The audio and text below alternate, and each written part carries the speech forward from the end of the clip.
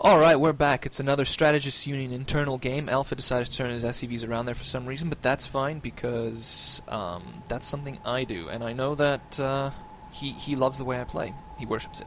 Anyway, we're watching Yrael. I'm not entirely sure who he is or what he does, but I do know that he played against Chicago T a couple of matches back, and he crushed him with overwhelming muta numbers. And then... Oh, did he lose to him? Yeah, no, he beat Chicago with the like hordes of mutas, but then he played Chicago a few more times after that, and Chicago just cleaned him up. So, don't know what to say about that, but he can't be too bad if he beats Chicago. No, he can't be. I mean, I have never seen... Oh, we got to figure out a pronunciation for this guy's name before we continue the cast. Yrael is fine. Yrael. Ariel, like the mermaid? Yeah, let's just give him Yrael. Let's go with that. Yrael is good. Yrael, our mermaid, playing Zerg. Yeah, so Yrael here, I believe he's a platinum Zerg, is that correct? Have you checked his profile? Why are you asking me? You know I don't check profiles, man. I don't know anything. I know, as far as the game's concerned, mechanically, you're just terrible, but maybe you could just check the profile once in a while. It doesn't take that much skill. No, I know. As much as you need in the game. Mechanically, like manually, I'm terrible, but mentally as well, cerebral, I'm also terrible. So I mean, there's just no point even trying. What we're seeing from Alpha here is the usual two racks opening that he has. Don't know why he never changes that up, man. You got to be a little more, I don't know, adaptive maybe. I don't know. Nothing to adapt to. I don't know. He doesn't know what to adapt to just yet. Has he scouted anything? I mean, let's have a look at his camera. He doesn't even know where the Zerg is right now. He's going to check the. That's strange. He's not going to check across from his base first, which is the usual way. No, why would he? He saw the Overlord earlier. The Overlord? Yeah, so he doesn't need to because he obviously knows from that where his opponent is hanging out. There he goes directly to the base. But I gotta say, what I said before, like adaptive and stuff, I guess that's just totally garbage because I'm stupid. But the two racks opening does set him back a little bit economically, I think. Because that gobbles up a bunch of minerals you could be using in something else, like a refinery or more SCVs or something. And I don't know, he could try something else, right? I'm willing to bet that since he's got this cheap setup right now, he's not even going for gas. Look at those minerals go up. I'm gonna say he's gonna continue producing Marines, and at the same time, as soon as he hits around 400 minerals, he's gonna get himself an early command center and just take it over there to the natural. Well, maybe. I don't think these 4 Zerglings are going to do anything against 4 Marines. Yeah, you're probably right. Maybe it's just his way of like a relatively fast expand while being relatively safe as well. Because obviously he hasn't even thought about going refinery yet. I was actually thinking, for a second in my foolish addled mind, I thought to myself, you know what? He's going to get like another 5 barracks and just keep pumping Marines, put on some super early pressure. Oh, yeah. Oh, he just lost out on the SCV that was building the command center that I predicted would be built over there at the natural. And now he's actually going for the Overlord. At least he could snipe this out. The Overlord was going to go over there to the north part of the natural where he could sacrifice it later on to find out exactly what he's going for. But right now that command center is getting stalled because there's no SCV even being main-arted from the base to continue building it. No, in fact, not at the all. Zerglings are just kind of adding insult to injury. Haha, we got the SCV. And if you send any more, we're going to take it out too.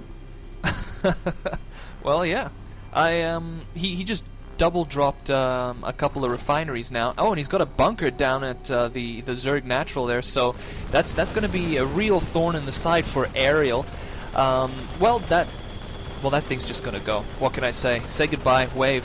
That was actually beautiful. I didn't notice that he was doing that, but I as we saw all his know, SCV go down there earlier. I just didn't see him actually building that bunker. Brilliant, though, I have to say. Yeah, but sorry, go ahead. Yeah, I was going to say that the hatchery, as soon as that thing is building, unless you have an Overlord there, there's not much sight that the hatchery has in spotting a bunker that's close by. I think you've noticed that with buildings being built, it just, you can't see what's going on. So I always advise, well, I'm no Zerg player, you gotta take an Overlord over there to prevent perhaps potential cannon rushes or bunker rushes. Otherwise, that hatchery is going to get denied. Just like it was, and it got denied after it was built. So, gotta say, 300 minerals just disappeared like that, and that's very good for Alpha right now, I'll tell you what. I'd have to say he's got a leg up right now. But Yrael, our Zergy mermaid, is responding very well, because look at that. That's a lot of green coming up there. And you just don't want to see that when you got Marines. You know you don't. No, absolutely not. He's got to get those bunkers up pronto, but I think he's going to spot that the bunkers are being built. This could be potentially... Oh, here we go. The Zerglings are coming in, and the Banelings are just going to pop in, say hello to those Marines at the front. Good splits from Alpha, but that's just not good enough. I mean, he's only got 3 Marines left. Oh, if he had a few more Zerglings to raid the base there, he could perhaps do a little damage to the mineral line, but there weren't enough Zerglings. No, I'd have to say that was a very even exchange right there, but perhaps he could have left his... he could have maybe put his Zerglings further away from the Banelings. I don't know. He could have just brought the Banelings in and then maybe left the Zerglings somewhere else. And I don't know. I really need more coffee. Yeah, you perhaps. So I'll cover feed for now. Strangely enough, he's continuing on one base. This Yrael mermaid fella. He's going for one base, Spire. I don't know where he's going to accumulate all the resources for that, because typically you need at least 2 saturated bases to fund for any flock of mutas. I'm assuming that he's going for mutas, unless he's doing some crazy build that I've never heard of in Zerg. He'll probably go for like 2 or 3 mutas just to harass the probe line, keep Alpha's forces in the base because of that constant harassment with the mutas, which I always think is a great idea. Just have like 3 mutas, harass the probe line occasionally. That way you can't really move out with a lot of confidence. Meanwhile, you amass an army outside the guy's base and then move in. Maybe that's what he's going to go for, because I don't think a one-base play on mutas is going to work out very well, just like you pointed out. And like I said, I do need more coffee, I realize that. But I can't go get it now. I'm committed now. While we were chatting there, I noticed that Alpha made a little scan into the Zerg base. He sure did. And it was just out of range of seeing the Spire. How unfortunate is that? He's not even going to get turrets or anything like that. Luckily enough, he's already built the engineering bay. That is kind of strange. How is he building a turret in the mineral line of his main when he didn't even see the Spire? I'm going to take a look at the camera again. Yeah, he has no idea the Spire is coming down. Maybe he's just on a hunch that he normally goes for mutas. Well, it's a very good hunch. When you see Zerglings and Banelings come by, what do you think's coming behind them? Mm-hmm. Exactly. So there you go. Finally, the coffee's kicking in. I made my first good analysis there. Well, I mean, it takes any gold player or above to get the feeling that mutas are going to follow lanes and lanes. Give me a little credit. Come on. Yeah, I'll give you a little piece of pie.